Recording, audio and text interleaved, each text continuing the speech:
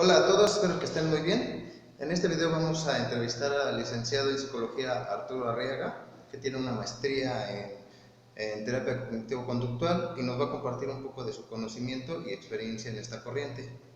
Hola profesor, ¿cómo está? Bien, Ariel, ¿y tú?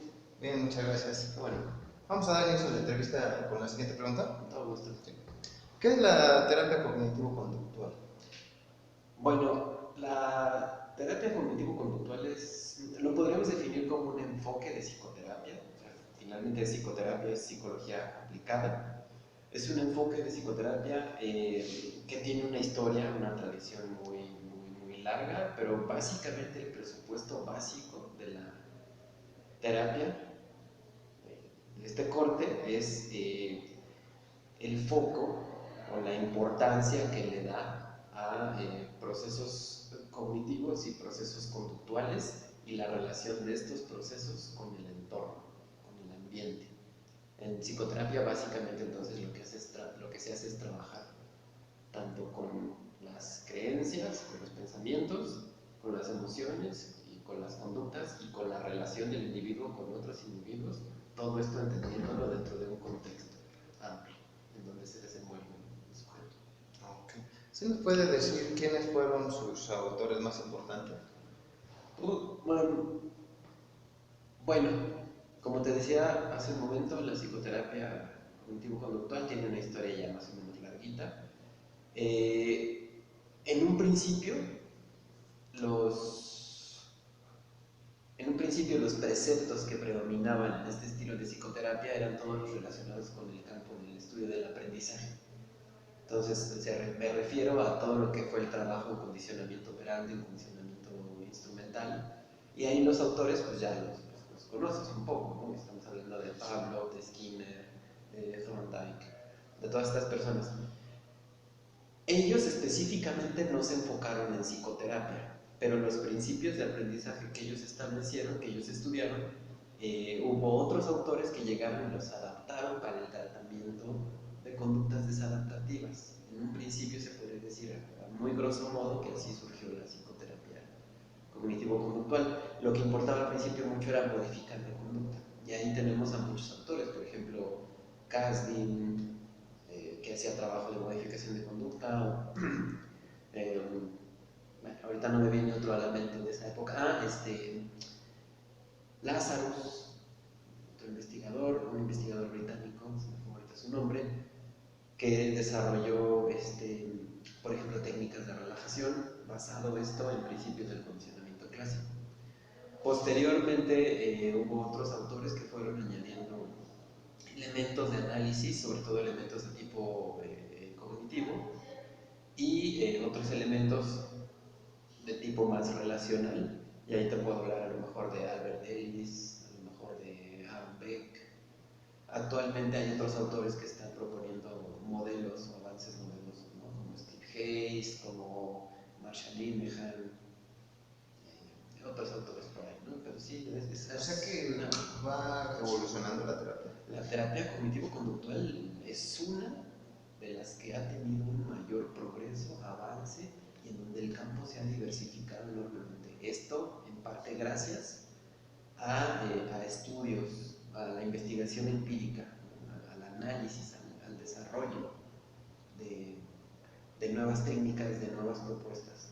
Actualmente, de hecho, se habla, es un término que no es ampliamente aceptado por todos los terapeutas cognitivo-conductuales, pero actualmente se habla de que existe una tercera ola de la psicoterapia cognitivo-conductual, ¿no? O sea, esto nos da a entender que hubo una primera ola en donde se aplicaron los principios del análisis conductual directamente a la psicoterapia, después una segunda ola que coincidió con la revolución cognitiva en Estados Unidos, estoy hablando de los 60, mediados de los 60, 70, donde entró Albert Ellis, donde entró Aaron Beck, y ahorita estamos hablando de una tercera ola de la psicoterapia cognitivo-conductual, en donde ya hay desarrollos teóricos muy interesantes y donde hay sí, está ocurriendo una diversificación de los tratamientos muy interesante, ¿no? Que se está moviendo, eh, sobre todo que se basa mucho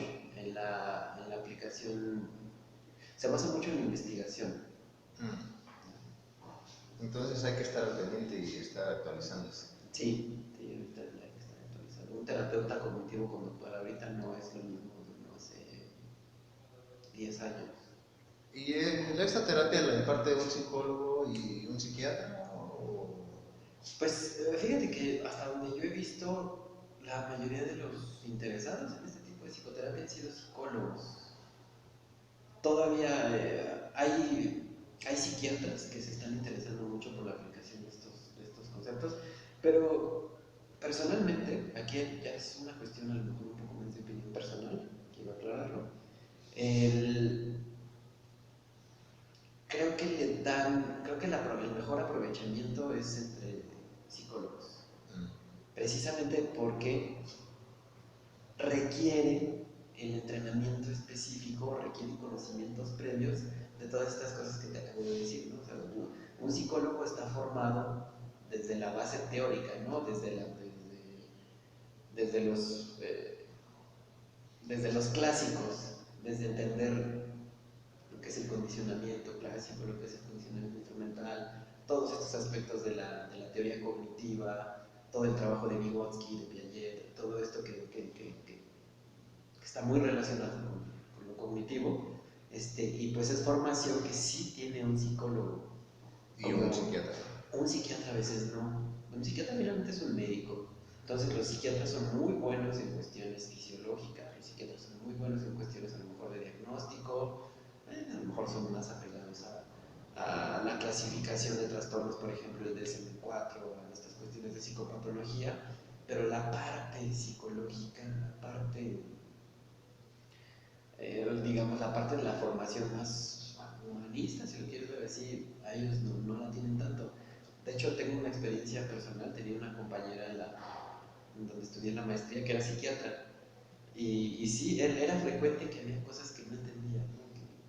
que luego se acercaba a nosotros, a otros compañeros psicólogos y a mí, para que le platicáramos, para que le explicáramos un poquito, porque de repente no entendía cosas como pues, qué era el condicionamiento, qué era o cómo entendíamos nosotros cierto tipo de respuestas, cómo se hace un análisis funcional, por ejemplo, que es algo que es bien importante entender cuando estudias a fondo los principios de análisis conductual, por ejemplo.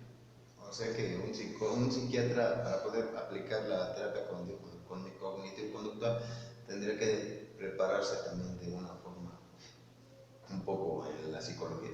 Pues digamos que le vendría bien. Porque le va a costar trabajo entender los procesos. Sí, la mayoría de los terapeutas cognitivo-conductuales que yo he conocido son psicólogos. No hay más, no hay.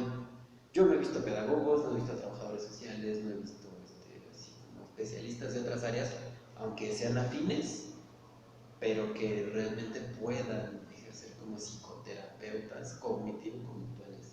Sí es, pues no es requisito, pero sí es como muy recomendable que sean psicólogos. Okay. ¿Qué tipo de problemas atiende la terapia cognitivo-conductual? Fíjate que en un principio se entendía como la terapia conductual, entendida como modificación de conducta, se enfocaba más hacia problemas como fobias, tratamiento de adicciones, cosas así. Actualmente el abanico de intervención es mucho más amplio. Lo más común, lo más cotidiano, digamos, por decirlo de alguna manera, pues son casos de depresión, ansiedad, igual adicciones. Frecuentes. Sí, trastornos de personalidad, especialmente en algunos tipos de trastorno, por ejemplo, trastorno límite, trastorno histriónico, trastorno por evitación, ¿no? Algunos trastornos de personalidad y bueno, por ejemplo, otro tipo de aplicaciones que puede tener la terapia cognitivo-conductual, por ejemplo, terapia de pareja, de tratamiento de duelo, seguimiento a duelo. El abanico es muy amplio. La cuestión con la psicoterapia cognitivo-conductual es que siempre va a buscar tener como fundamento o estar fundamentada en evidencia empírica. Entonces, la evidencia empírica, ¿a qué me refiero? A estudios que se han hecho con tratamientos basados en lo cognitivo-conductual para distintos padecimientos. Entonces, lo que se ha encontrado es que la terapia cognitivo-conductual funciona muy bien para pacientes con depresión, para pacientes con ansiedad. O sea, que se puede decir que es una terapia exitosa. Es una terapia sumamente exitosa, pero sobre todo basada en evidencia. Algo que caracteriza, un aspecto que caracteriza principalmente a la terapia de tipo cognitivo-conductual es que es terapia basada en evidencia. Tú vas a casi todos los artículos que tú encuentres sobre tratamientos cognitivo-conductuales está referido, incluyen o refieren otros estudios en donde se hicieron comparaciones entre grupos, por ejemplo, contra medicamentos, contra intervenciones de otro tipo, y la terapia cognitivo-conductual yo diría que es como su mayor fortaleza, ¿no? Que está basada en evidencia empírica. ¿Y qué tiene esta corriente que no tengan las otras que la haga tan exitosa? Pues básicamente ese.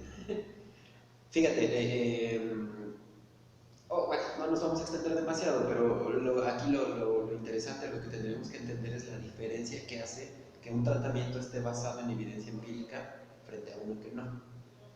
Si tú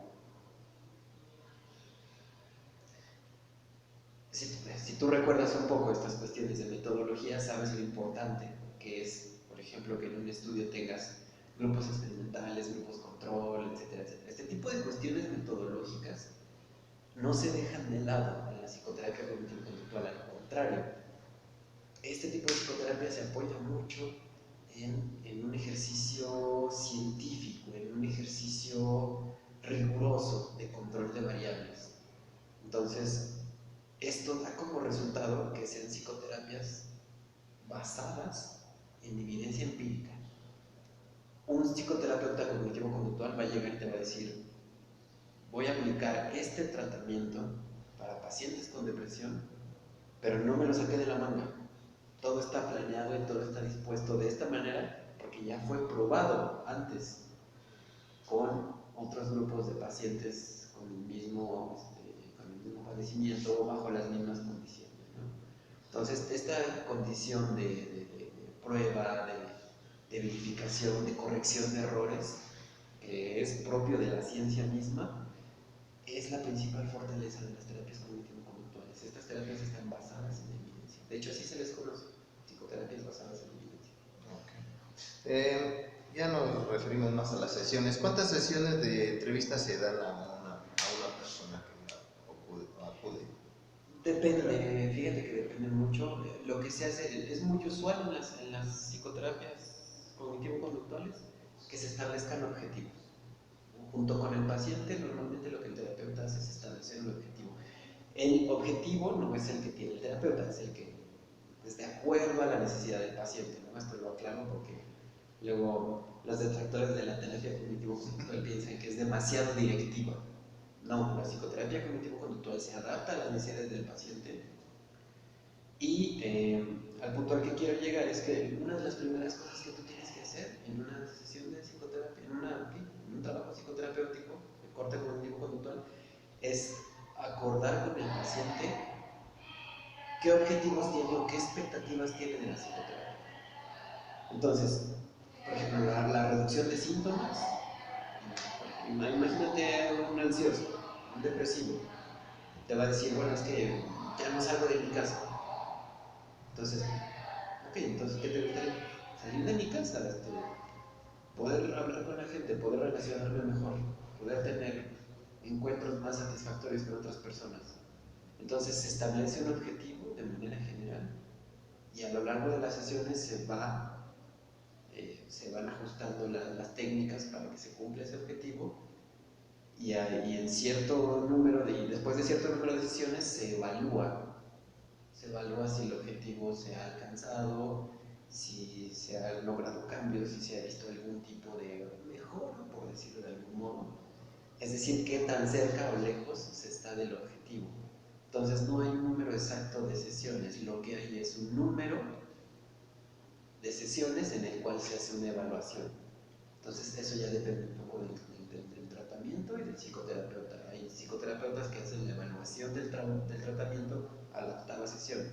Hay otros que lo hacen a la 12ª sesión, otros que lo hacen a la sesión 16, por ejemplo. ¿Hay un máximo de sesiones? No hay un máximo como tal, pero en la psicoterapia cognitivo-conductual, por tradición, es de duración regular, o sea, no es de duración breve. No es ni psicoterapia breve, ni psicoterapias que se espere que duren de tratamiento prolongado. El promedio de un tratamiento de corte cognitivo-conductual, estamos hablando quizá de 6 meses. En 6 meses estamos hablando que se tiene que estar logrando algún avance, ¿no? Avance visible, avance tangible para el sujeto. ¿Y qué pasa si no? ¿Y qué pasa si no? Se reevalúan los objetivos de la psicoterapia, se replantean los objetivos de la psicoterapia, se reevalúa el tratamiento o, en todo caso, se establecen nuevas categorías diagnósticas, porque posiblemente estás trabajando de manera alejada a lo que realmente necesita el paciente. Puede pasar, pero es una cuestión que se tiene que estar evaluando constantemente con el paciente, ¿no? Constantemente se tiene que estar analizando los avances, de qué manera el paciente está haciendo modificaciones en su entorno, en su vida, con base en lo que se trabaja en la psicoterapia. Si no está pasando nada, entonces es una cuestión que inmediatamente se tiene que revisar. En la psicoterapia cognitivo-conductual no te quedas esperando a que el paciente haga insight, por ejemplo, ¿no? A que transcurran las sesiones, el paciente hable y a través de la interpretación que tú le regresas, el paciente logre el insight. No esperas a eso. Tratas de ser un poco más directivo, tratas de propiciarlo, tratas de generar que el cambio se vaya gestando poco a poco al ritmo del paciente, pero sí que se vaya viendo algún cambio, ¿no? La terapia cognitivo-conductual no es tanto de estar a la expectativa, es un poco más directiva. ¿Y se le pone alguna tarea al paciente a la hora de aplicar? Sí, en la psicoterapia cognitivo-conductual es muy usual que se dejen tareas. De hecho, a los pacientes luego se les hace chistoso, ¿no? Así como tareas, si no estoy en la escuela. Con tareas nos referimos a actividades que el sujeto tiene que llevar a cabo para poner en práctica lo que hace en la sesión. Durante una sesión de tratamiento cognitivo-conductual tú le enseñas o le transmites al paciente ciertos conocimientos, ciertas técnicas o moldeas ciertas actitudes con el objetivo de que el paciente salga a su entorno natural y lo ponga en práctica. O sea, haga las cosas que aprende ahí, opere los cambios. Si no, ¿qué sentido tendría? Solamente sería como estar yendo a la psicoterapia. ¿Y qué pasa en esos casos si no hace lo que se le dice? Si no hace lo que se le dice, obviamente no se le puede garantizar al paciente que el tratamiento va a dar resultados. O sea, si el paciente no hace la tarea, por así decirlo, es como en la escuela, ¿no? Si no haces la tarea, pues el maestro no te puede garantizar que aprendas, ¿no? Es algo parecido. Si el paciente no se compromete con un cambio de vida, con un cambio de hábitos, el psicoterapeuta no le puede garantizar que se van a cumplir los objetivos que se plantearon. No le puede garantizar que se va a sentir mejor, no le puede garantizar que se va a llevar mejor con la gente, no le puede garantizar que haya cambios en su vida. Y es cuando se replantea la estrategia. Es cuando se debe replantear la estrategia. Quizá hay algunos otros factores del ambiente del paciente que el terapeuta no está tomando en cuenta, que están interfiriendo. Algunas variables, algunas formas de relacionarse, algunos viejos hábitos que el paciente no sabe de repente cómo superar. Entonces replanteas la estrategia, propones nuevas actividades, todo siempre basado en la necesidad del paciente. Y se puede que el paciente diga, no, pues hoy quiero tratar tabaquismo, y en 15 días dice, no, mejor quiero tratar, no sé, fobia a tal cosa. Sí, en general sí se vale. No es tan simple.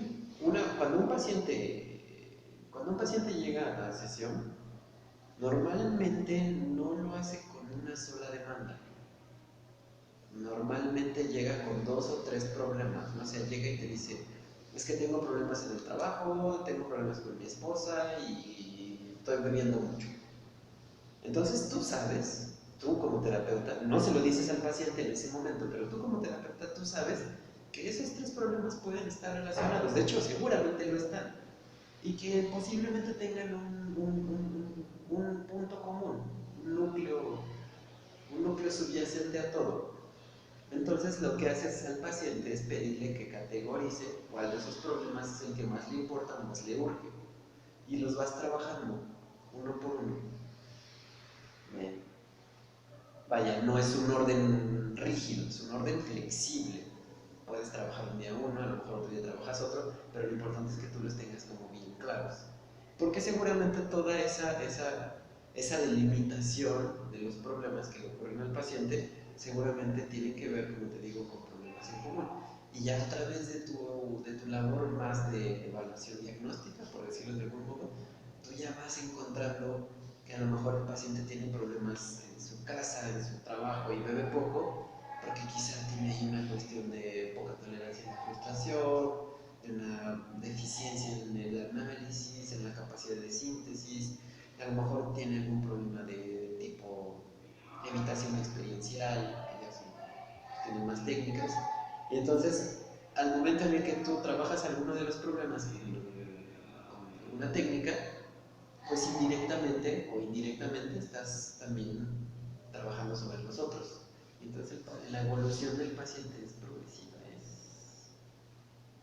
pues es en todos los ámbitos de su vida, es lo que se busca. ¿Y qué tipo de técnicas se utilizan? ¿Hay una específica para cada padecimiento? ¿O? No, normalmente lo que se hace son,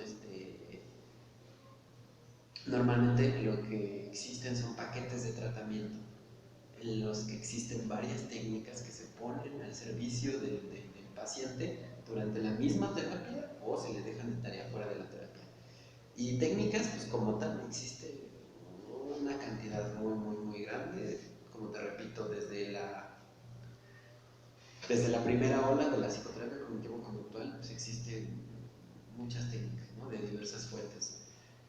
No sé, por mencionarte algunas, ¿no? Una de las más populares, la técnica de exposición, que se usa mucho en las fobias. Es una técnica en la que a través de aproximaciones sucesivas tú haces que el paciente se exponga al objeto al que le teme. Es una técnica que ha dado buenos resultados y que se ha generalizado a otros ámbitos. En las personas que tienen, por ejemplo,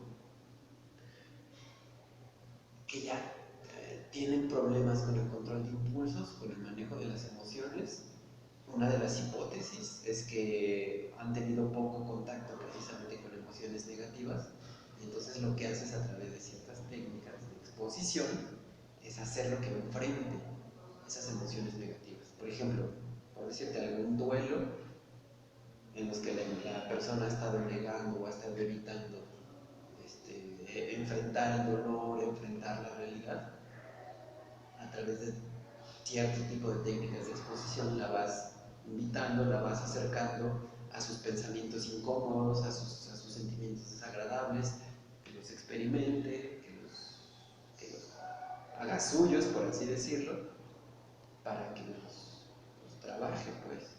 Y obviamente en la sesión pues, trabajas con esos sentimientos, trabajas con esas emociones, trabajas con esos pensamientos, y así hay muchas técnicas. ¿Y en qué entorno se aplica la terapia?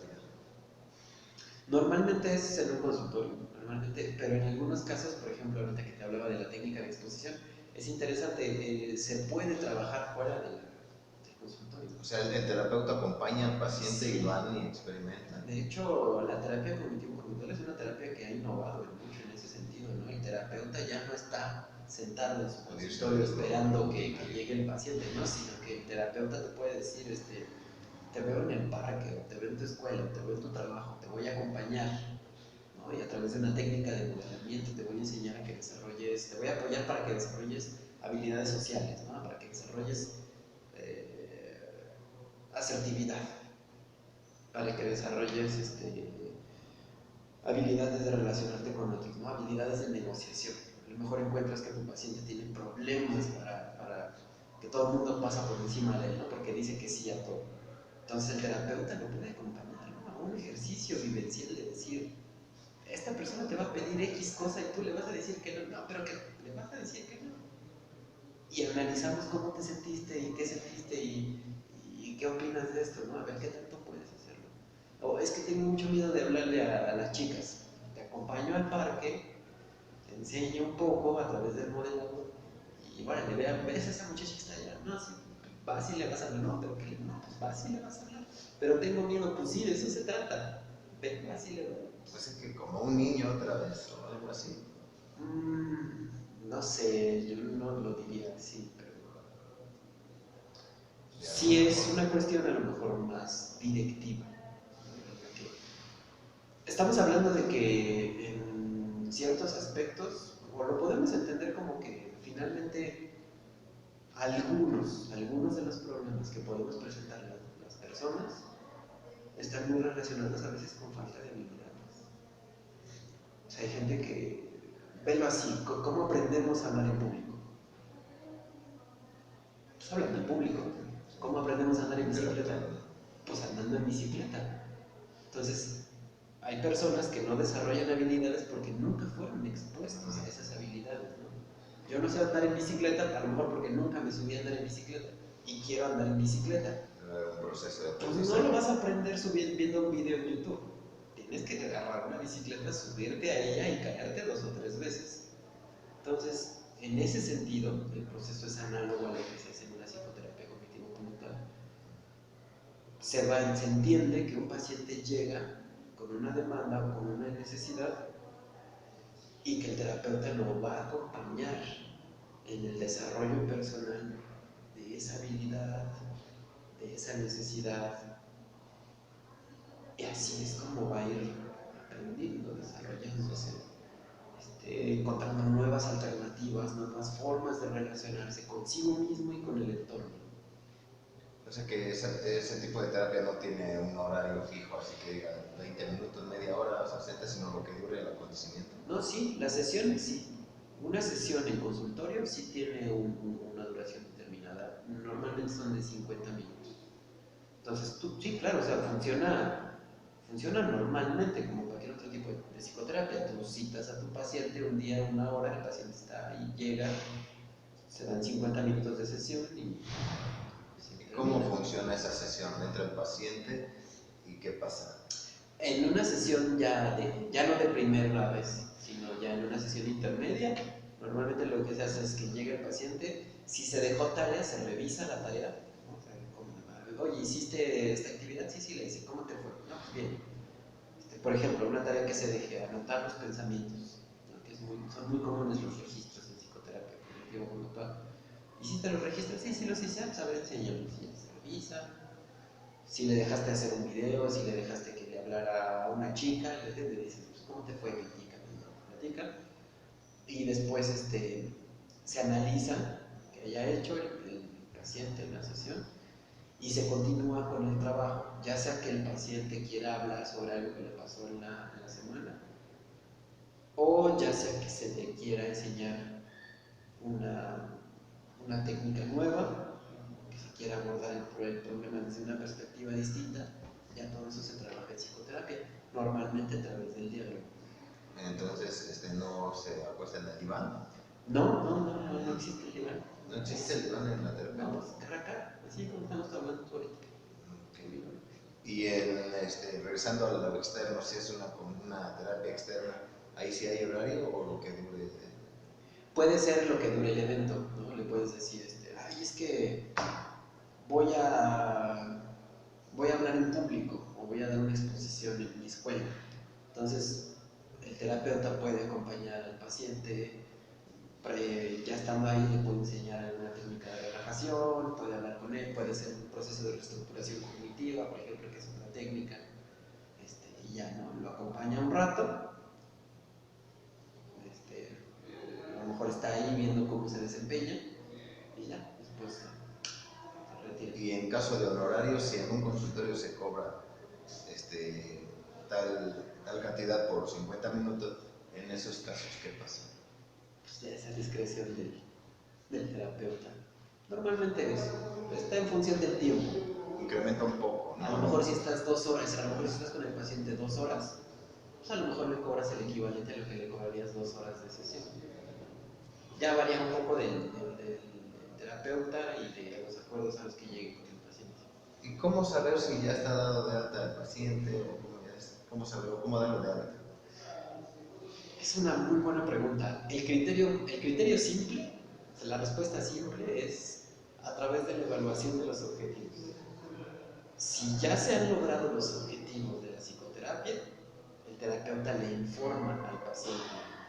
Dices, mira, yo creo que ya hemos logrado los objetivos, ya te llevas mejor con tu mamá, ya no bebes, o bebes.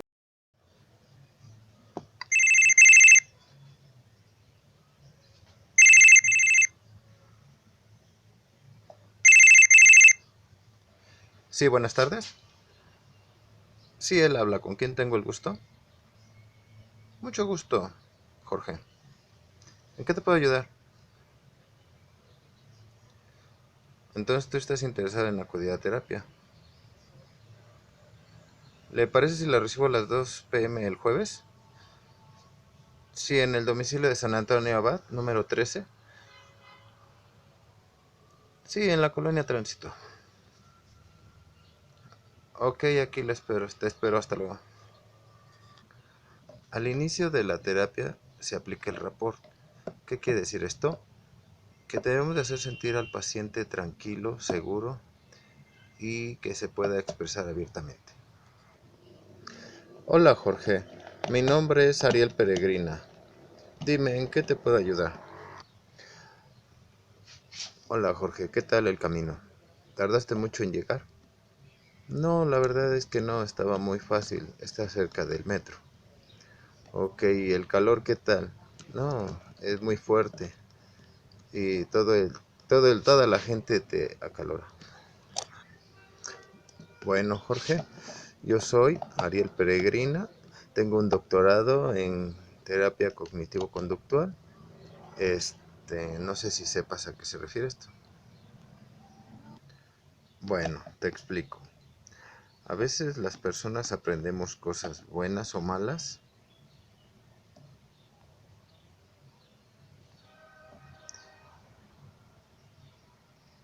a modificar estas cosas a través de la modificación del pensamiento. Mira, la sesión cuesta 200 pesos y al final de cada sesión se cobra. Y en caso de que yo no pueda venir, me tienes que avisar con anticipación, porque yo tengo mis tiempos ocupados y necesito ajustar mis citas. Y si no te puedo avisar que no puedo venir, pues entonces de todo me tienes que pagar la sesión. ¿Y sería el mismo precio? Sí, claro, porque lo que cuenta es el tiempo que te estoy dando a ti. También te recuerdo que las sesiones, durante la sesión suelo utilizar herramientas que me sirven para esta terapia. Por ejemplo, grabar las sesiones, grabar tu voz, el usar instrumento. No sé si estés de acuerdo. Mm, es que no me gusta que me graben. Ok, si no te gusta que te graben, pues podemos evitar eso. Nada más te recuerdo que esto me facilita un poquito mi trabajo. Este es Jorge. Tiene 18 años y es alumno de ingeniería de primer año. Él está muy triste, ya que desde que entró a la universidad se siente muy fracasado. Siente que es un fracasado. En el ramo cálculo está dando clases. Además, el ramo de cálculo le está dando muchos problemas y está a punto de reprobarlo. A Jorge le cuesta dormir y ya no sale con sus amigos. Solo quiere quedarse en su casa estudiando, cosa que tampoco hace, ya que se dedica a jugar o ver series. Durante toda la enseñanza básica y media fue el alumno destacado. Siempre está dentro de los primeros promedios. Hay que recordar ser empático en todo momento. Para esto Para esto debes de tener una aceptación incondicional de tu cliente. Ser genuino, abierto y facilitador. Ser activo verbalmente y didáctico. Y siempre ser un modelo racional. Además, debes de ser siempre activo y directivo. Y siempre mantener el sentido del humor. Ok, Jorge, espero que entre los dos podamos arreglar el problema por el que vienes. Ya que si bien yo sé un poco de psicología, tú eres el experto en tu casa, en tu vida. ¿Te parece? Sí, está muy bien. Ok, comencemos. Entonces cuéntame, ¿qué te trae por acá? ¿Cuál es tu motivo de consulta? Pasa que me está yendo pésimo en la universidad. Estoy por presentar un examen y siento que no puedo. Y ahora me cuesta dormir, no puedo pensar en nada más. Ando con mucha pena e irritable. Y como me está yendo mal, ya no quiero salir. Solo necesito estudiar.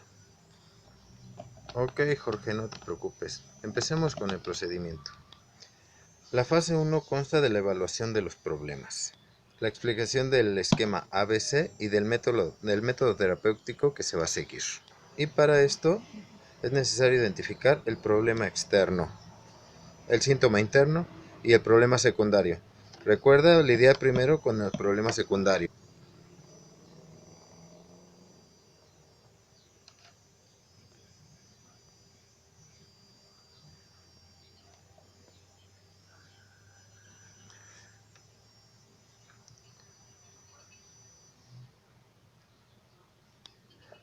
Pero todo el tiempo que te queda en la casa estudias. No, en verdad casi nada. La verdad estoy en el computador y hago otras cosas. Igual tendrías tiempo para salir. Supongo que sí, pero en realidad da lo mismo si salgo o no, no voy a estudiar. Pero no tiene nada de tiempo para estudiar. Sí, quizás sí, si organizara mis tiempos, si me durmiera en la noche o si no estuviera cansada en la tarde. Pudiera hacer las cosas de la universidad y salir con mis amigos en la tarde. ¿Y crees que puede ser eso? Sí, yo creo que sí. Bueno, puede que tu problema externo tenga que ver con... Bueno, puede ser que tus preocupaciones estén relacionadas con preocupaciones profesionales, que no estás rindiendo. ¿Cierto? Sí. Y esto está causando síntomas como problemas de sueño, tristeza y ansiedad. Sí, también noto que te ha llevado esto a que te aísles. Sí, y más porque a mis compañeros les va bien y a mí no.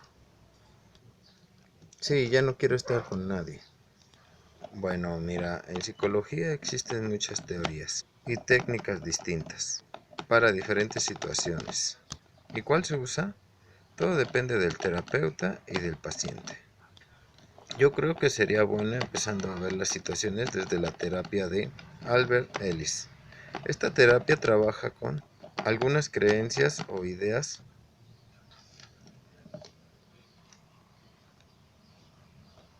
provocar mal estado. Dicho de otra manera, son ideas que nos hacen sentir mal y que no son necesariamente ciertas. Todos, absolutamente todos, tenemos este tipo de ideas y muchas de ellas son automáticas, ya que las tenemos aprendidas y por lo mismo son difíciles de cambiar. Entonces, esto sí funciona de la siguiente manera, pero se puede cambiar. Supongamos que yo creo que la gente cree que soy pesada. Esa es mi creencia, ya que alguna vez cuando era chico llegó un amigo y me dijo eso. Como yo creo que soy pesado, creo que la gente me percibe como un pesado y por eso no tengo amigos. Pero el problema acá no es que yo sea pesado. Porque eso no es necesariamente cierto. El problema es que yo creo que soy pesado y por eso no me acerco a la gente y no hago nuevos amigos. En este caso, en esta terapia, un terapeuta debe de evadir mis creencias y trataría de rebatirlas para que yo dejara de creer que soy pesado y los demás me perciben así. Una vez hecho esto, no habría nada que me impidiera hacer nuevos amigos. Dicho de otra manera, esta terapia tiene la base la teoría de que aunque estas creencias hayan sido aprendidas en la edad temprana y o experiencias desagradables, la causa de los problemas actuales no es la experiencia anterior, sino el hecho de que yo siga utilizando las mismas creencias. ¿Me estás poniendo caso, hombre araña? ¿Eh? Ah, sí, sí, claro, lo que usted diga. ¿Se entiende? ¿Te parece bien? Sí, sí, sí.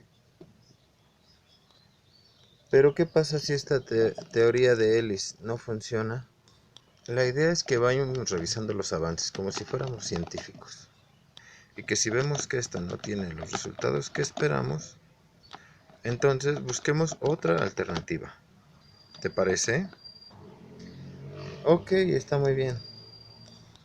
Es importante que en esta fase el cliente comprenda y asuma que sus ideas y creencias tienen un papel fundamental en sus problemas emocionales y conducta.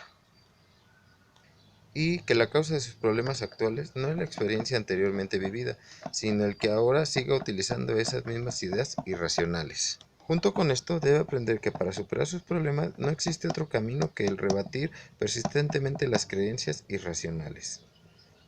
Además, puede y es conveniente que se acepte a pesar de sus problemas emocionales. La fase 2 consiste en la detección de ideas irracionales y darse cuenta de su papel en los trastornos emocionales y conductuales.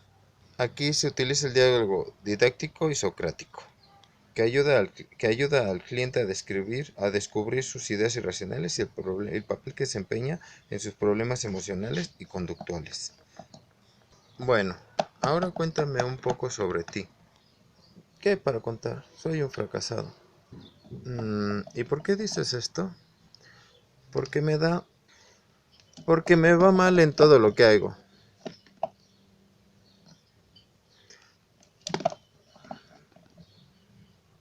¿Te va mal en todo lo que haces? No sé, más que nada en la universidad. Todos mis amigos sacan buenas notas y yo soy el único que saca malas notas. A todos mis amigos les va muy bien. ¿Con qué promedio has pasado en la universidad? Con 7. ¿Con cuántas materias estás trabajando en la universidad? Con 7. ¿Con 7? ¿No deberían de ser 5?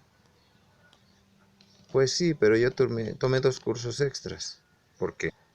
Quería uno que se llama Introducción a la Arquitectura y otro al Deporte. ¿Y en esos cómo te va? Pues la verdad es que en los dos me va muy bien, es muy fácil. ¿Y en las otras 5 materias es donde te va peor? Sí, en esas sí me va mal. Bueno, la verdad es que no, la verdad es que me va mal en cálculo. ¿Y en las otras cómo te va? No, en las otras 4 me va bien, son fáciles. Entonces, ¿cómo? Me dijiste que te iba pésimo en la universidad, pero al parecer 6 de las 7 materias que estás tomando no te va tan mal. Bueno, sí, eso es verdad. Solo me va mal en cálculo. Las otras materias son fáciles.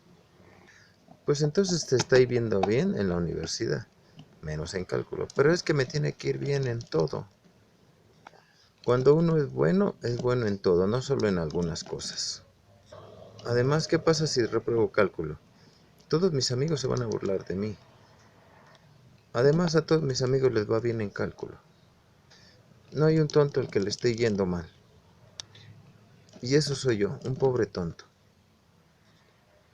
Una vez encontradas las exigencias internas, se está en condiciones de descubrir las formas de pensamiento irracional. Sí, hay que tener éxito. Es como dice esa frase, si lo vas a hacer, hazlo bien. Si no, mejor no lo hagas. Además que en el colegio siempre me va bien en todo. Siempre me iba bien en todo. El colegio era súper fácil. Pedro piensa que las personas exitosas no fracasan y que para ser realmente exitoso no hay que esforzarse.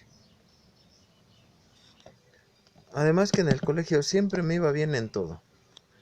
La escuela era súper fácil.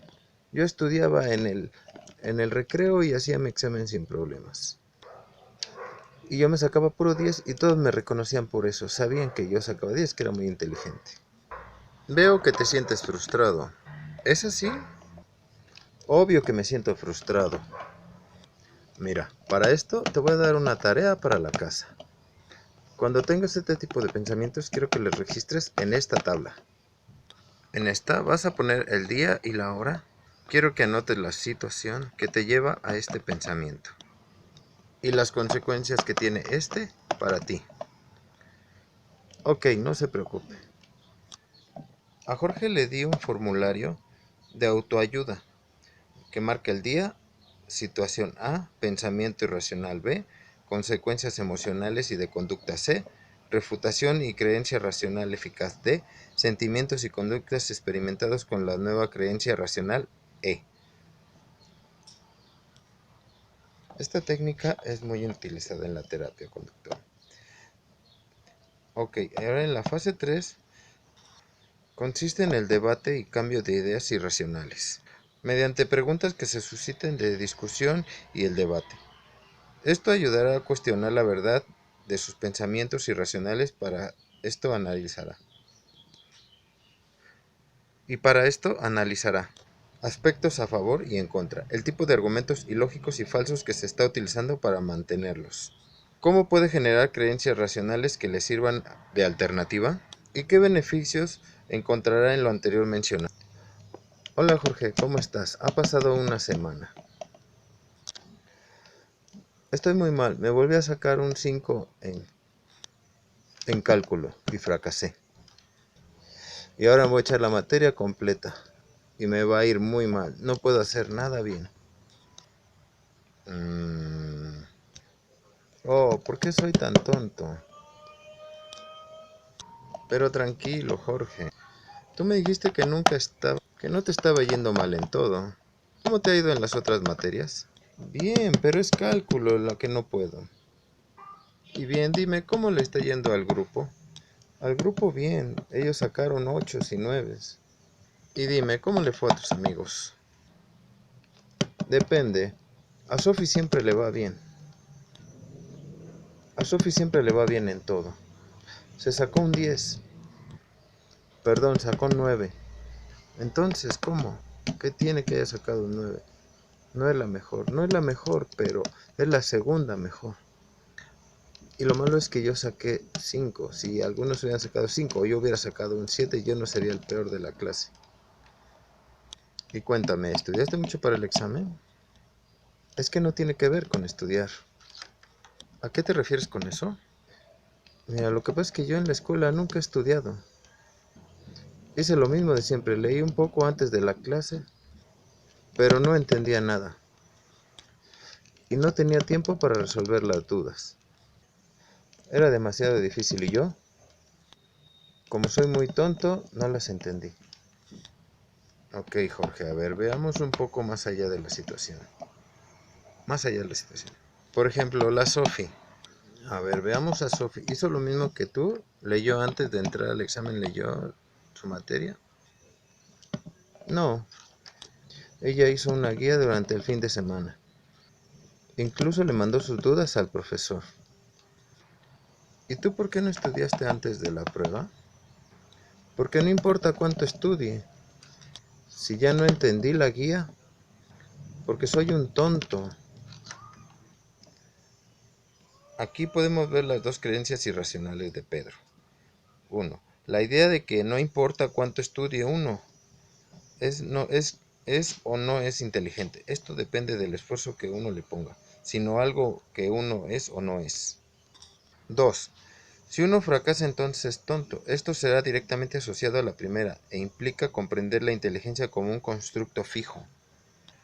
Entonces, si la Sophie solo hubiera estudiado antes del recreo para la prueba, en vez de estudiar todo el fin de semana, ¿tú crees que le hubiera ido igual? No, claro que no. ¿Por qué no? Porque se necesitaba más tiempo. La idea era larga y muy difícil y confusa. Y no era como para estudiarla unos minutos. Entonces, ¿por qué tú sí podrías haberla hecho en unos minutos? Es que eso da lo mismo.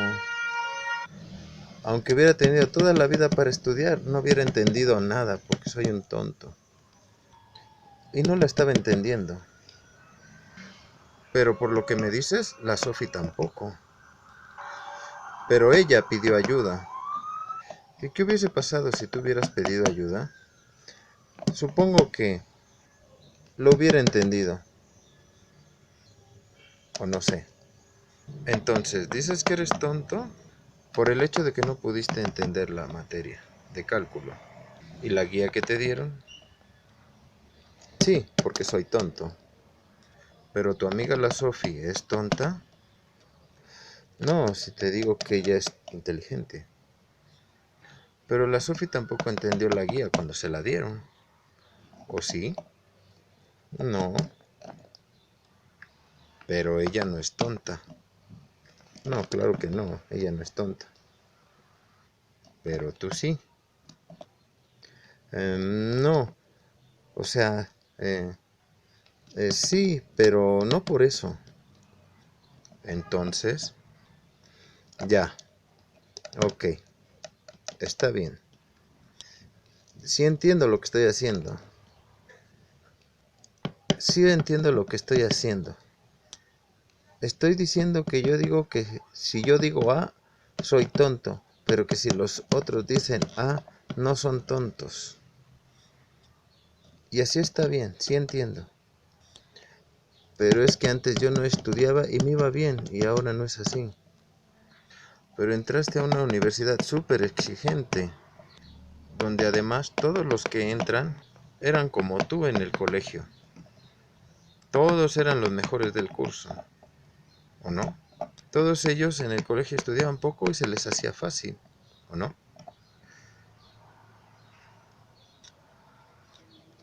Sí, tienes razón.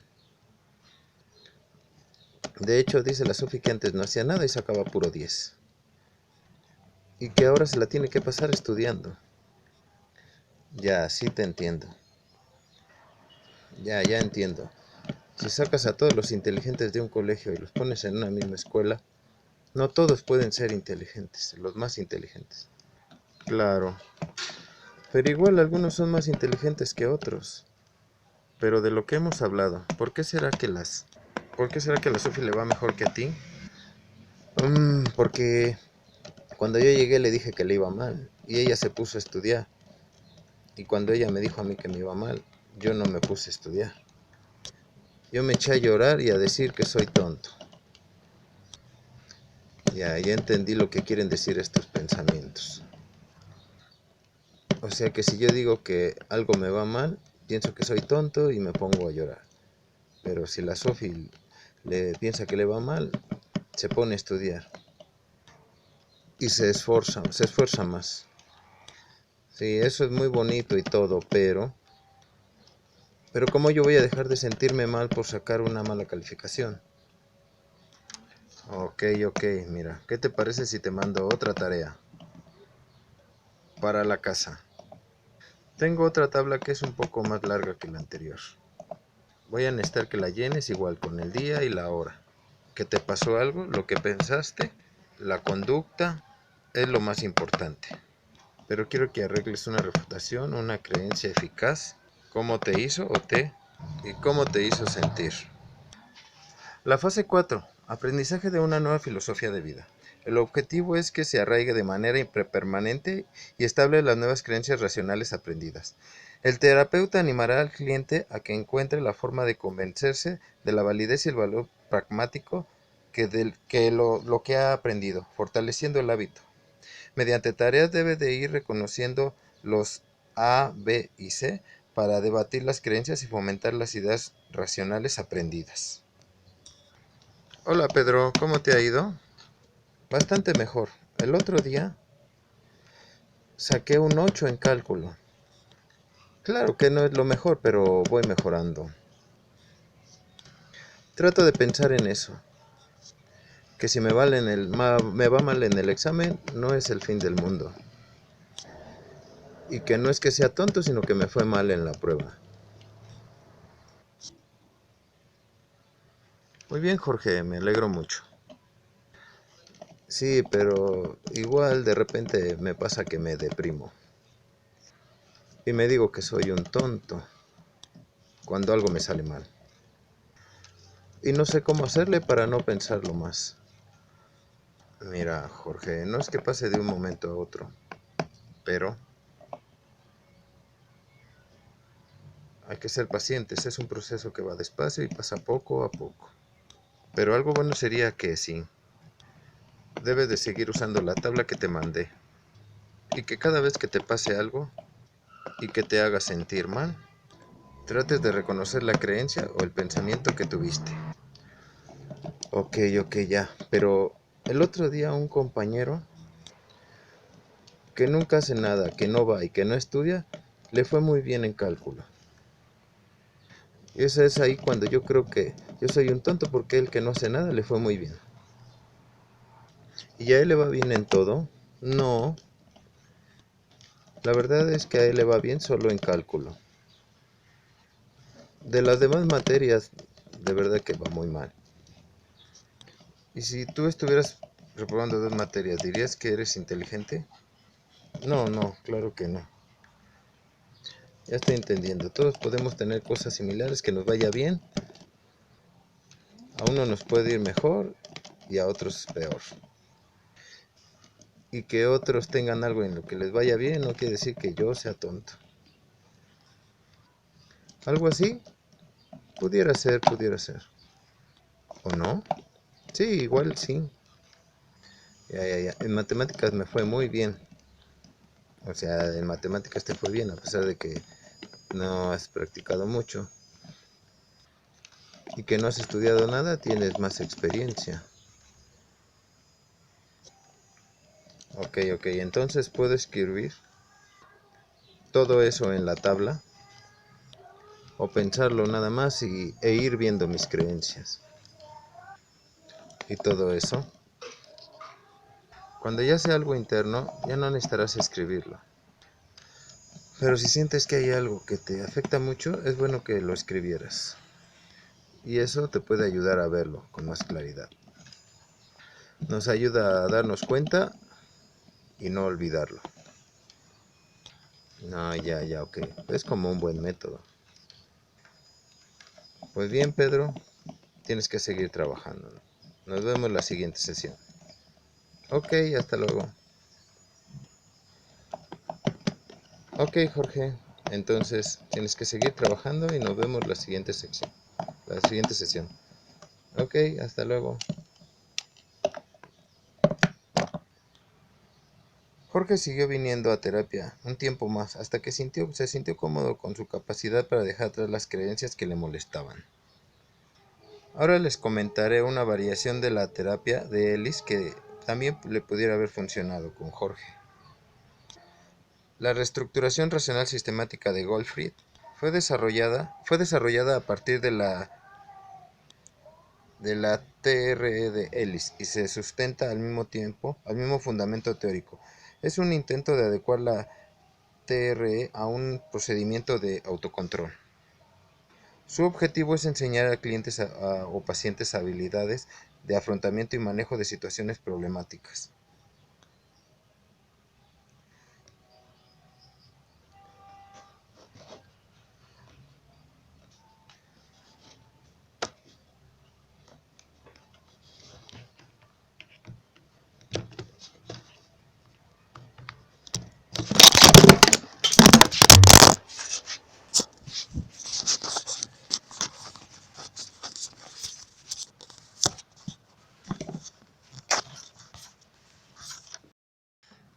Diferencias de la TRE.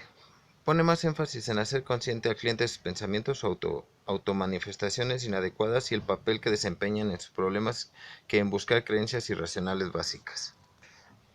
Además, se diferencia en la forma de llevar a cabo el procedimiento de intervención.